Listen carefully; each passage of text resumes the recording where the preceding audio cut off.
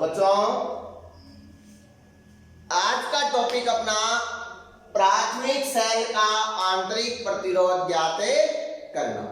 ठीक है, बढ़ते हैं। कैसे ज्ञात करते हैं? अपन ने विभवमापी के सिद्धांत में मानकीकरण में हर जगह दो परिपथ लिए, प्राथमिक परिपथ, द्वितीयक परिपथ, सिमिलर वही तरीका उसी किसकी सहायता से। यह है क्या वैसे एप्लीकेशन है, किसकी एप्लीकेशन है? पोटेंशियोमीटर। विभवमापी से ही ये काम किया जा रहा है। तो सबसे पहले एक विभवमापी लेते हैं। ये अपने पास में विभवमापी है AB, विभवमापी है AB। ठीक है, इसका प्राथमिक परिपथ अपन को बनाना आता ही है। एक सेल लिया जाता है, बैटरी ली जाती है जिसका विद्युत वाहक बल है EP, फिर एक कुंजी है K1, फिर एक धारा नियंत्रक है और ये जुड़ा हुआ है B सिरे से। कौन से सिरे से जुड़ा हुआ है? B सिरे से। ये प्राथमिक परिपथ बनाया है जो अपन ने पहले से पढ़ रखा है। अब करना क्या है? आंतरिक प्रतिरोध ज्ञात करना है। किसका ज्ञात करना है? प्राथमिक सेल का ज्ञात करना है। तो अपन एक अज्ञात ई विद्युतवाहक बल का सेल लेते हैं जिसके ये ई विद्युतवाहक बल का सेल है जिसके उच्च विभव वाले सिरे को बिंदु A से और निम्न वाले को गैल्वेनोमीटर G से जोड़ के जोकी से जोड़ा जाता है। और आपको शायद पता है कि जोकी को कहां पर रगड़ा जाता है? जोकी को विभवमापी के तार पे रगड़ा जाता है। अब क्या किया जाता है? इसके पॉजिटिव और नेगेटिव, ये दोनों सेल के जो दोनों टर्मिनल है इनके मध्य में एक रेजिस्टेंस बॉक्स लगा रहता है RB, और एक दूसरी कुंजी लगी रहती है, कुंजी K2। रेजिस्टेंस बॉक्स RB और कुंजी K2, ये अपना आंतरिक प्रतिरोध ज्ञात करने का चित्र तैयार हुआ। अब बनावट साथ में ही आपको पता चल गया होगा। कंस्ट्रक्शन, इसका निर्माण अपन ने कैसे किया भाई, मैं बोल के एक बार फिर से आपको बता देता हूं। जिनको लिखनी है वो लिख लेना। क्या चीज है? अपन क्या करते हैं, एक विभवमापी लेते हैं AB जिसके A सिरे से क्या जोड़ते हैं? सेल या बैटरी EP, कुंजी K1 और RF, सबको श्रेणी क्रम में जोड़ा जाता है। किसके मध्य? A एवं B के मध्य। और इस प्रकार से अपने पास में जो परिपथ तैयार होता है ये वाला, इस परिपथ को हम प्राथमिक परिपथ कहते हैं। क्या कहते हैं? प्राथमिक परिपथ कहते हैं। फिर अपना क्वेश्चन क्या था? डिटर्मिनेशन ऑफ इंटरनल रेजिस्टेंस, आंतरिक प्रतिरोध ज्ञात करना। तो अपन एक सेल लेते हैं, सेल के पॉजिटिव टर्मिनल को कहां जोड़ते हैं? A सिरे से, नेगेटिव को गैल्वेनोमीटर से, गैल्वेनोमीटर से जोकी जुड़ी रहती है। और इसके किसमें कौन सा क्रम हो गया? ये कौन सा क्रम हो गया भाई? समांतर क्रम हो गया ना। इसके समांतर क्रम में एक रेजिस्टेंस बॉक्स RB जोड़ा जाता है, कुंजी K2 जोड़ी जाती है। इस परिपथ को बोलते हैं द्वितीयक परिपथ, इसको बोलते हैं प्राथमिक परिपथ। ठीक है बच्चों, कोई दिक्कत नहीं रहनी चाहिए भाई। यहाँ पर बिल्कुल सामान्य सी चीजें हैं, पहले पढ़ी है वही चीजें वापस अप्लाई है। अब चलते हैं वर्किंग प्रोसेस। वर्किंग प्रोसेस ये काम कैसे करता है? कैसे काम करता है? सर्वप्रथम अपन क्या करते हैं, इनिशियली अपन यहाँ पर जो ये कुंजी K2 है, ध्यान रखना बच्चों, मैं पॉइंट लिख रहा हूं यहाँ पर जो महत्वपूर्ण है। इनिशियली अपन क्या करते हैं, कुंजी K2 को ओपन रखते हैं। कुंजी K2 को क्या रखते हैं? ओपन रखते हैं। और कुंजी K1 को अपन क्या करते हैं? क्लोज करते हैं। अब ध्यान रखना है यहाँ पर ओपन और क्लोज मैंने आपको पहले दिन ही बताया था विपरीत मीनिंग होगा। ओपन को वैसे अपन कहते हैं खुला न कि चालू, और क्लोज को कहते हैं बंद, और इसको अपन कहते हैं चालू। बताई थी ना पहले दिन ये बात कि जब कुंजी क्या हो क्लोज होती है तब सर्किट में धारा प्रवाह होता है, लेकिन जब कुंजी क्या होती है खुली होती है तो सर्किट में धारा प्रवाह नहीं होता। ठीक है ना बच्चों? तो क्या चीज पड़ी, अपन क्या करते हैं सर्वप्रथम इनिशियली प्राथमिक रूप से अपन ये करते हैं कि कुंजी K2 को तो अपन खुला रखते हैं और कुंजी K1 को अपन बंद कर देते हैं। ध्यान रखना क्या बताया मैंने, प्रथम स्थिति में ये है कि K1 को अपन ने क्या कर दी क्लोज कर दी, और K2 को अपन ने क्या कर रखा है ओपन कर रखा है। इससे आपको क्या साबित होता है कि यहाँ पर जब ये कुंजी K2 क्या है ओपन, तो ये जो ई सेल है ये कौन से परिपथ में होगा खुले परिपथ में होगा, ओपन सर्किट में ही होगा। यहां से अपन को ये चीज मिलती है बच्चों, ध्यान देना, ई जो है ई क्या है एक सेल है जिसका विद्युत वाहक बल है, तो ई सेल का मैं डायरेक्ट बता रहा हूं कि ई सेल जो है वो अब कौन से में होगा ओपन सर्किट में होगा। कौन से में होगा ओपन सर्किट में होगा। ध्यान देना बच्चों इस बात का, पहली स्थिति तो ये विश्लेषण करेंगे अपन। तो यहां क्या होता है समझना, ओपन सर्किट खुला परिपथ, और मैंने आपको दो चीजें बताई थी, एक तो बताया था विद्युत वाहक बल, एक तो बताया था इलेक्ट्रोमोटिव फोर्स, और दूसरी चीज बताई थी टर्मिनल वोल्टेज। क्या बताया था EMF एंड टर्मिनल वोल्टेज, विद्युत वाहक बल एवं टर्मिनल वोल्टेज। इनमें एक ही अंतर बताया था है क्या, ये भी विभवांतर है और ये भी विभवांतर है, लेकिन ये कब है जब सर्किट क्या हो क्लोज हो, और ये कब है जब सर्किट क्या हो ओपन हो। यहां पर सर्किट क्या है ओपन है, इसका मतलब ये होगा कि ये जो संतुलित लंबाई आई है इस पे क्या होगा ई विद्युत वाहक बल वितरित होगा। ये चीज समझाना चाह रहा हूं। और यदि सर्किट यहां पर क्लोज होता तो आपको पता है क्या ली जाती इससे कि टर्मिनल वोल्टेज ली जाती, और वो क्या होती वितरित होती। ठीक है ना बच्चों, समझ में आई बात मैंने जो बताई वो। अब ध्यान दीजिएगा आगे कि आगे अपन क्या करने वाले हैं, ध्यान से देखना बच्चों।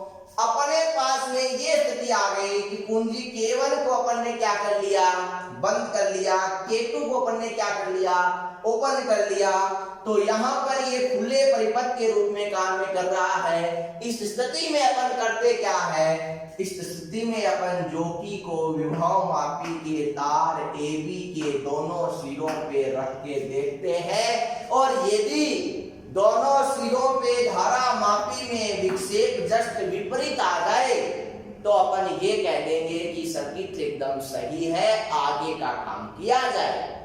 समझ में आई तो बात मैंने क्या बताई, फिर से रिपीट कर रहा हूं मैं कि जब अपने पास में कुंजी K1 बंद कर रहती है, K2 को अपन खुला रखते हैं, और फिर क्या करते हैं जो कि J को विभव मापी के दोनों सिरों पे A और B पे रख के देखते हैं, और ये देखते हैं कि गैल्वेनोमीटर में जो विक्षेप है वो जस्ट अपोजिट आ रहा है कि नहीं आ रहा। अगर गैल्वेनोमीटर में विक्षेप जस्ट अपोजिट नहीं आ रहा तो अपन अपने संयोजन को फिर से चेक करेंगे कि सही कहीं ना कहीं गड़बड़ है, चाहे कहीं जंग आया हुआ है या कोई पैच है वो सही ढंग से नहीं कसा गया है। लेकिन यदि विक्षेप क्या आ गया अपोजिट आ गया तो अपन आगे बढ़ते हैं, तो अपन ने माना कि विक्षेप क्या आ गया अपोजिट आ गया। नेक्स्ट अपन क्या करते हैं, नेक्स्ट अपन अब ज्योति को तार AB के ऊपर रखते हैं और उस बिंदु का पता लगाते हैं जिस बिंदु पर क्या आ जाए गैल्वेनोमीटर में विक्षेप शून्य आ जाए। ठीक है ना बच्चों, अपन लिखने पे फोकस नहीं कर रहे हैं, मैं चाहता हूं कि ज्यादा से ज्यादा चीजें आपको एक्सप्लेन की जाए। लिखने लग जाएंगे तो लिखने में ही बिजी हो जाएंगे। देखो बच्चों, क्या बताया मैंने कि अपन जोकी को तार AB पे रगड़ते हैं और उस बिंदु को ज्ञात करते हैं जिस बिंदु पे गैल्वेनोमीटर में विक्षेप क्या आ जाए, क्या आ जाए भाई, शून्य। और उस बिंदु को अपन कौन सा बिंदु कहते हैं, संतुलन बिंदु कहते हैं। और उस बिंदु की फिर A से C की अपन दूरी फाइंड करते हैं। माना कि वो दूरी यहां पर आ रही है L1, कितनी आ रही है, L1। और विद्युत वाहक बल ओपन सर्किट था, विद्युत वाहक बल कितना है, E। तो ये E विद्युत वाहक बल कितनी लंबाई पे वितरित होगा, ये L1 लंबाई पे वितरित होगा। तो अपन कह देंगे विभव प्रवणता की परिभाषा से, इससे विभव प्रवणता की परिभाषा से। ध्यान देना बच्चों, विभव प्रवणता क्या होती है, एकांक लंबाई पर विभव पतन, ठीक है ना। लिख लेना आप आगे, x बराबर विद्युत वाहक बल E है, कितनी लंबाई पे वितरित हो रहा है, L1 पे हो रहा है। यहां से अपन क्या करते हैं, E निकालते हैं, कितनी आती है, x इंटू L1 आती है। इसे दिया समीकरण नंबर 2। आई बच्चों बात समझ में। अब देखो, पेस्ट स्थिति का काम हो गया, ये अपना कैश फेस्ट लिया था, अपने वर्किंग प्रोसेस की पहली स्थिति थी। अब चलते हैं वर्किंग प्रोसेस की स्थिति सेकंड पे। सेकंड स्थिति क्या ली जाती है, सेकंड स्थिति में ये कहा जाता है कि K1 को आप बंद ही रखिए, प्राथमिक परिपथ को आप यथावत रखिए, पहले जैसे था उसी प्रकार से यथावत रखिए। मतलब पूंजी K1 को आप बंद ही रखिए और K2 को भी आप पहले ओपन कर रखा था, इसको भी बंद कर दो, क्लोज कर दो। दोनों बंद हो गई। तो अब देखो, ये जैसे ही बंद होगी तो आप ये कहोगे कि ये किसमें आ गया, शायद E किसमें आ गया, बंद परिपथ में आ गया। और आपको पता है बंद परिपथ है तो उसके सिरों के मध्य का विभवांतर क्या कहलाता है, टर्मिनल वोल्टेज कहलाती है। मतलब यहां से ये पता चला कि E कौन से में आ गया, E क्लोज सर्किट में आ गया। तो इसी प्रकार से अपने पास में ये चीज आई निकल के कि अब अपन करेंगे क्या, अब वही काम करेंगे जो पहले किया था। क्या करेंगे, जोकी को रखेंगे कहां पर, बार बार ये देखने की जरूरत नहीं है कि A और B पे रखें, विक्षेप चेक करें, नहीं, कोई आवश्यकता नहीं है। अब अपन RB से एक प्रतिरोध निकालेंगे R। अपन क्या करेंगे, रेजिस्टेंस बॉक्स RB जो है ना, इससे एक प्रतिरोध निकालेंगे बाहर R। तो अपन ने R प्रतिरोध निकाला कहां से, रेजिस्टेंस बॉक्स RB से, ठीक है ना। इससे R प्रतिरोध निकालेंगे, ध्यान देना बच्चों। तो क्या होगा, फिर अपन क्या करेंगे, इससे R प्रतिरोध निकालेंगे तो आपको पता है इससे धारा प्रवाहित होगी सर्किट से। क्या प्रवाहित होगी भाई, सर्किट से धारा प्रवाहित होगी। और अब इस R प्रतिरोध से कितनी धारा प्रवाहित होगी देखना तो वो है ना। तो कितनी ओम का नियम कहता है, V बराबर क्या है, IR। इसी के सिरों पे तो अपन टर्मिनल वोल्टेज यहाँ पर नोट करेंगे। तो यहाँ से अपने पास में क्या निकल के आता है, I बराबर आता है V अपॉन में R। क्या निकल के आता है बच्चों, V अपॉन में R। अब देखो यहां पर फिर क्या किया जाता है, इससे रेजिस्टेंस अपन ने R निकाला। अब फिर से जोकी को विभव मापी के तार AB पे रगड़ा जाता है और उस बिंदु को, उस स्थिति को ज्ञात किया जाता है जब विक्षेप क्या आ जाए, शून्य। विक्षेप क्या आ जाए भाई, शून्य आ जाए। तो विक्षेप जब शून्य आ जाता है तो फिर से लंबाई नोट कर ली जाती है और ये लंबाई कितनी है, L2 है। अब ये L2 लंबाई आई, विभव प्रवणता V है, सॉरी टर्मिनल वोल्टेज V है। तो ये V जो है ये कितनी लंबाई पे वितरित होगा, L2 पे। तो विभव प्रवणता की परिभाषा से अपन क्या कहेंगे, x बराबर V बटा L2। तो तो यहाँ से v बराबर x इंटू एल। ये है वर्किंग प्रोसेस। बच्चों समझ में आई होगी, शायद नहीं आई तो एक बार आप उन्हें रिवाइज करो, समझ में आ जाएगी। ठीक है ना। ये क्या थी अपनी वर्किंग प्रोसेस। ओम के नियम से अपन ने देख लिया। अब आप ये कहोगे कि सर जी यहाँ पर आपने निकाला कितना R, आप R की बजाय यहाँ से और भी तो रेजिस्टेंस निकाल सकते हो, कोई दिक्कत नहीं है, अपनी मर्जी से निकालते हैं। प्रैक्टिकल भी करेंगे तो 5 सब्ट्रैक्शन लेके करेंगे, ठीक है ना। यहाँ से जैसे 2 ओम निकाल सकते हैं, 4 निकाल सकते हैं, 5 निकाल सकते हैं, 10 निकाल सकते हैं, ठीक है ना। तो ये रेजिस्टेंस जैसे जैसे निकलते हैं, आपको पता है मैं क्या बोल रहा हूँ, जैसे जैसे रेजिस्टेंस निकलते हैं मतलब भिन्न भिन्न रेजिस्टेंस के लिए संतुलित लंबाई यहाँ पे क्या प्राप्त होगी, भिन्न भिन्न प्राप्त होगी, क्योंकि भिन्न भिन्न से धारा भी क्या प्रवाहित होगी, भिन्न भिन्न प्रवाहित होगी। कैसे बच्चों समझ में आएगा, अभी हम आगे थोड़ा सा और बढ़ेंगे, देख लेना। अब देखो वर्किंग प्रोसेस का ये काम तो हो गया। नेक्स्ट अपन जानते हैं एक चीज, लास्ट चैप्टर में अपन पढ़ के आए हैं, वो अपन ये जानते हैं कि V बराबर होता है E माइनस IR या E प्लस IR। देखना बच्चों V बराबर क्या होता है, सही है, E माइनस IR। यहां पर ये R क्या है, आंतरिक प्रतिरोध, इंटरनल रेजिस्टेंस। ये I क्या है, प्रवाहित धारा सेल से। ये क्या है, सेल का विद्युत बल। ये क्या है, टर्मिनल वोल्टेज। क्या करना है, यही करना है।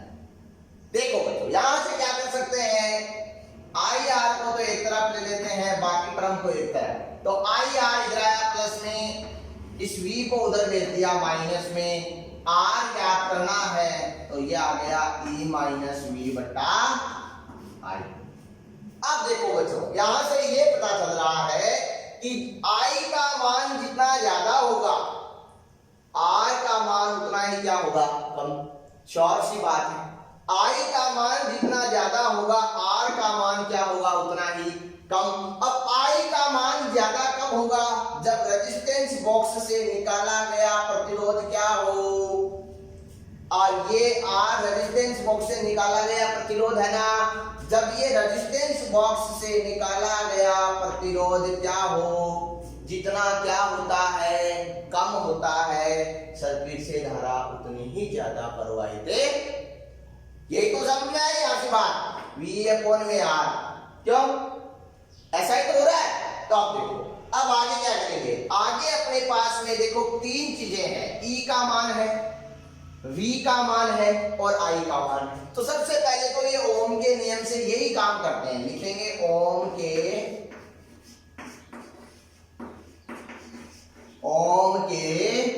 नियम से।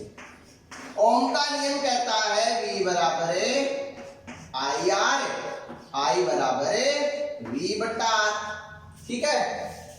तो क्या आएगा, क्या करेंगे अब देखो, R बराबर E माइनस V बट्टा, ये रखेंगे V, ये R चला जाएगा इधर गुणा में। मतलब यहां से एक चीज और समझ में आ रही है कि जितना ज्यादा रेजिस्टेंस बॉक्स से प्रतिरोध निकालेंगे सेल का आंतरिक प्रतिरोध उतना ही होगा। अर्थात ये कह सकते हैं कि सेल का आंतरिक प्रतिरोध फिक्स नहीं होता है भाई, सेल का आंतरिक प्रतिरोध फिक्स नहीं होता है। किस पे डिपेंड करता है, परिपथ से प्रवाहित धारा पे, सेल से प्रवाहित धारा पे डिपेंड करेगा। आंतरिक प्रतिरोध का मान कोई नियत नहीं होता है कहीं ये मान बैठोगी भी, हाँ हालांकि मानक लिया जाता है, लेकिन यहाँ पर अपन नहीं कर सकते, कह सकते ये बात कि यहाँ पर नियति होता है जगह, ठीक है ना। अब देखो, अब अपन E और V का मान रखते हैं, कहां से, इसको अपन ने दिया था समीकरण नंबर 1, इसको दिया समीकरण नंबर 2 और इसको दे दे समीकरण नंबर 3।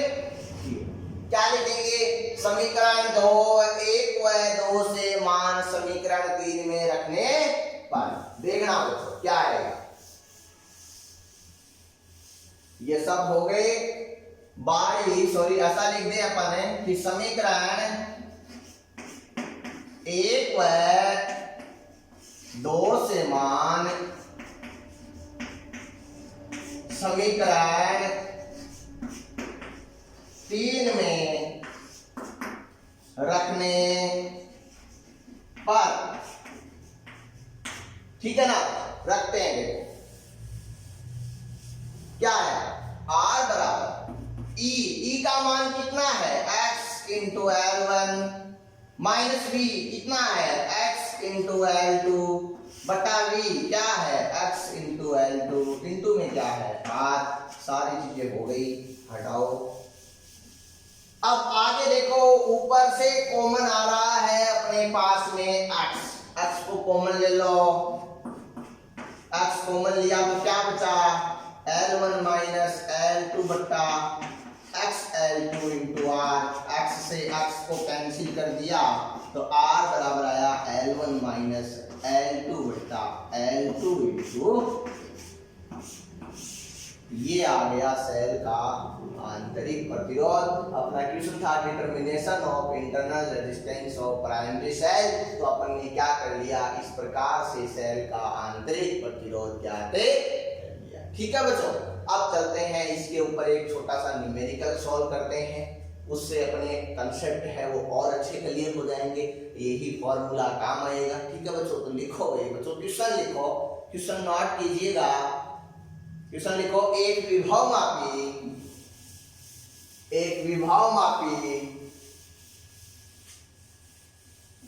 जिसके तार की लंबाई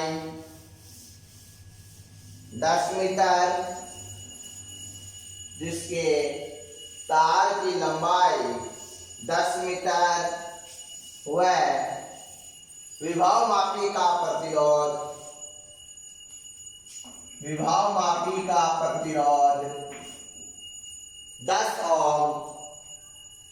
10 ओम है, को 2 वोल्ट विद्युतवाहक बल 2 वोल्ट विद्युतवाहक बल व 2 ओम आंतरिक प्रतिरोध की बैटरी से श्रेणीकरण में जोड़ा गया है। अब देखो बच्चों, क्या बोला गया है यहाँ पर, मैं आपको चित्र के द्वारा ही बताने वाला हूं कि ये विभव मापी एपी है, इसको अपन क्या करते हैं, एक सेल से जोड़ते हैं, एक कुंजी से, फिर धारा नियंत्रक से जोड़ते हैं, ऐसा कुछ अपन ने पढ़ा। यहां पर अगला बोल रहा है, साफ साफ शब्दों में क्या कह रहा है कि इसका प्रतिरोध कितना है 10 और इसकी लंबाई कितनी है 10, मतलब L का मान दिया कितना 10, R का मान दिया कितना 10। फिर क्या कह रहा है कि इसके श्रेणीक्रम में क्या जुड़ा है, अपन ने लिखा है 2.2 ऐसा लिखा है ना, 2 वोल्ट विद्युतवाहक बल व 2 ओम आंतरिक प्रतिरोध की बैटरी। क्या लिखा, 2 वोल्ट विद्युतवाहक बल और 2 ओम आंतरिक 2 ओम आंतरिक प्रतिरोध की बैटरी कहां जुड़ी है, श्रेणीक्रम में। कहां जुड़ी है भाई, श्रेणीक्रम में। तो अपन क्या कह सकते हैं, इसको बता सकते हैं क्या कि ये ईपी का मान 2 वोल्ट है। समझने की बात है, क्या यहाँ पर अपन ईपी के मान को 2 वोल्ट कह सकते हैं, श्रेणीक्रम में जुड़ी। मैंने आपको इसकी बनावट में पहले बताया था, ठीक है ना, कि श्रेणीक्रम में यही जुड़ता है, ऐसा ही तो बोला था ना। इसके साथ में प्रतिरोध और कुंडी को श्रेणीक्रम में जोड़ा जाता है। तो ये ईपी का मान दिया हुआ है कितना 2 वोल्ट, ये चीज समझाने वाला था। ठीक है, ये 10 मीटर में है। आगे लिखो क्वेश्चन लिखिएगा, एक प्राथमिक सेल, इसी क्वेश्चन में आगे की चीज है, एक प्राथमिक सेल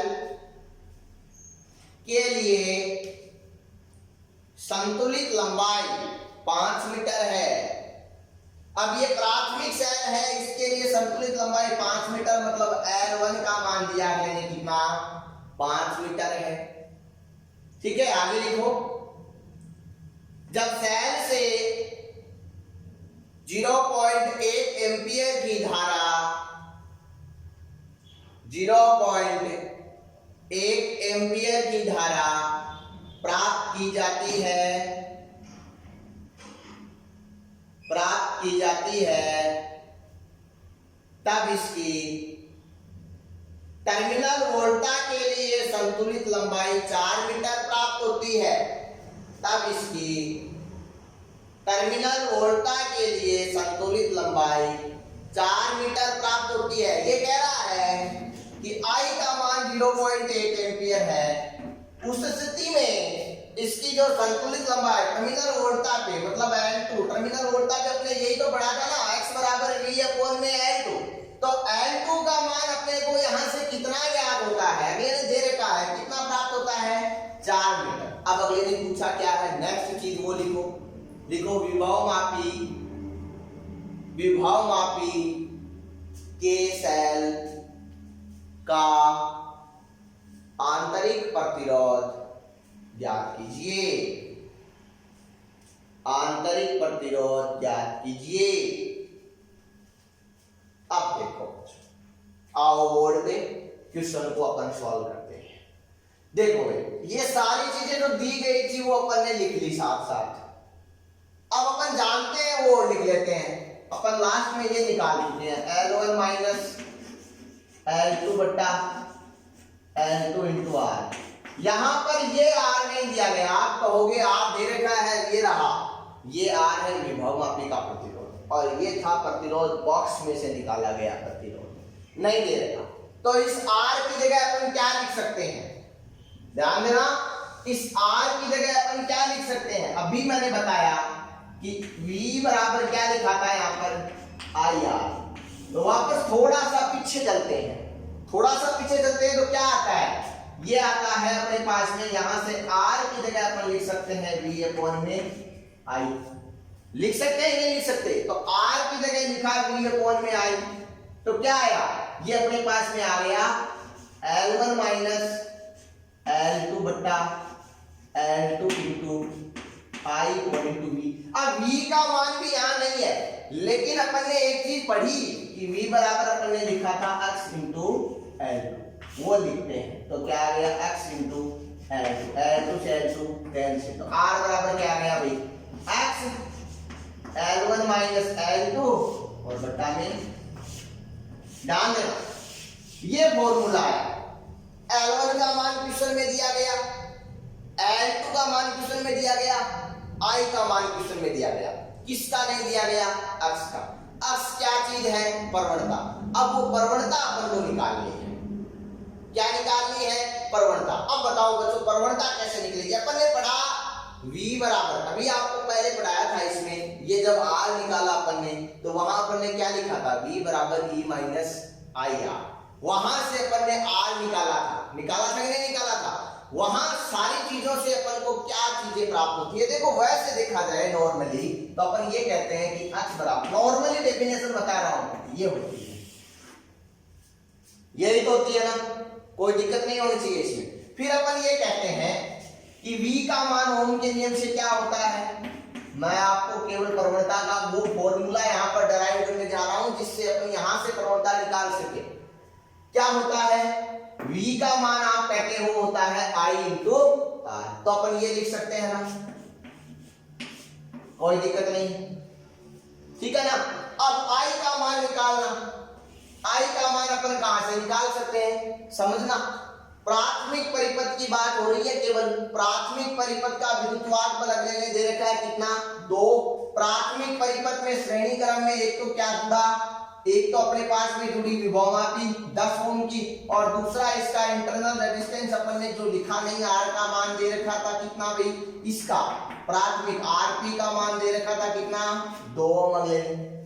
तो अपन ये लिख सकते हैं कि I कितनी है, I को अपन यहां से ये लिख सकते हैं कि EP अपॉन में R प्लस में RP और इनटू में R बटा L। ये किसका फार्मूला निकल के आ गया, x का। तो x का मान अपने पास में यहां से क्या निकल गया है बच्चों, देखना भाई, x बराबर ये निकल आया फॉर्मूला EP अपॉन में R प्लस में RP इनटू में R अपॉन में। अब सारी चीजें अपने पास में है, पहले तो अपन x निकालेंगे, फिर इस फॉर्मूले में वैल्यू रखेंगे, आंसर आ जाएंगे। देखते जाओ साथ साथ। EP का मान ये रहा 2 वोल्ट, R का मान 10, RP का मान 2, R का मान 10, L का मान 10। मात्रक क्या आएगा भाई इसका अपन को पता है, इसकी भी जरूरत नहीं है। वोल्ट पर मीटर। 10 से 10 कट गया, ये बचा 2/12 वोल्ट पर मीटर। तो x का मान आया 1/6 वोल्ट पर। अब r में सारी वैल्यू रखते हैं। देखो भाई कैसे कैसे रखते हैं, इधर देखना। r बराबर L1, पहले तो x है वो रख दो 1/x, फिर L1 कितना 5, L2 कितना 4, बट्टा में क्या आ गई I कितना है 0.1। सारी वैल्यू रख दी। अब देखो यहां से क्या आएगा 1/6 गुणा 1/0.1, पॉइंट हटाएंगे ऊपर गया 0, 10/6 इसको लिख सकते हैं 5/3। मात्रा क्या आएगा इसका ओम। तो ये क्या है सेल का आंतरिक प्रतिरोध है 5/3 मतलब 1.7 ओम सेल का आंतरिक प्रतिरोध। इस तरीके से हम ऐसे क्वेश्चन है वो सॉल्व कर सकते हैं, बिल्कुल सिंपल। ठीक है बच्चों, तो ये था अपना determination of internal resistance of a primary cell. ठीक है, आज की क्लास में बस इतना ही। बहुत बहुत धन्यवाद।